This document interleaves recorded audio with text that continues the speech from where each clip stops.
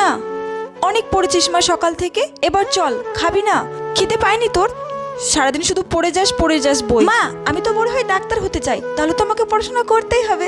আমি যখন বড় হয়ে ডাক্তার হব তখন দেখবা সবাইকে পুটুস পুটুস করে ইনজেকশন দেবো। আচ্ছা বাবা, হোস, এবার চল খাবি। মা মা, আমি ডাক্তারিতে চান্স পেয়ে গেছি। আমি জানতাম আমার মেয়ের পরিশ্রমের ফল ঠিক একদিন পাবে। তুই তো একটু আরামও করিসনি মা, সারাদিন ধরে কাজ করে যাচ্ছিস। এরকম করলে তো তুই অসুস্থ হয়ে পড়বি মা। আমাদের কাজটাই তো এটা মা, মানুষের প্রাণ বাঁচানো। অভ্যাস হয়ে গেছে। তুমি চিন্তা করো না, তুমি ঘুমিয়ে পড়ো, আমি সেমিনার রুমে একটু রেস্ট নিয়ে নেব।